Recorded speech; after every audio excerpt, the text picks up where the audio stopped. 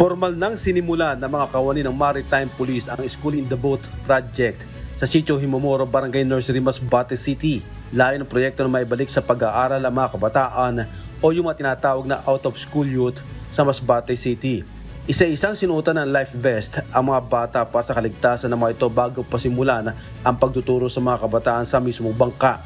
Nagsagawa muna ng feeding program sa nasa mahigit 70 mga magulang at mga bata.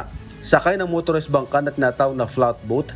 Pagkatapos maturuan, inilibot ang mga bata sa coastal barangay ng nursery. 12 kabataan edad 4 hanggang 7 taong gulang na hindi pumapasok sa eskwelahan ang tuturuan sa School in the Boat.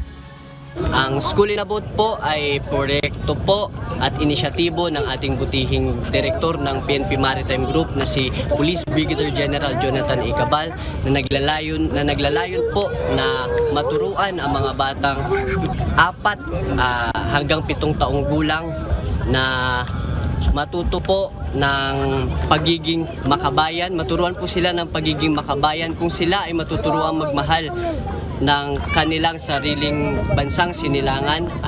Matuturuan din po silang ng mabuting pag-uugali at maging matulungin sa iba. Ituturo sa kanila ang basic na pagbasa, pagbilang, pagkukulay, maging ang good manners and right conduct o GMRC at pagiging makabayan. Hanggang sa matuto ang mga kabataan sa halos 1 oras at kalahati na pag-aaral tuwing Sabado bago sila tuluyang ilipat na sa formal na pag-aaral. Isang paraan din ito para maiiwas sa masamang paggawa ang mga bata gaya ng pagnanakaw. Malaking tulong naman sa mga mahihirap nating mga kababayan ang inisyatibong ito ng pulisya dahil sa kanilang kahirapang nararanasan at kakapusan sa buhay. Hindi na nila napag-aaral ang kanilang mga anak. Jerry Galicia, humahataw sa Balita Ngayon.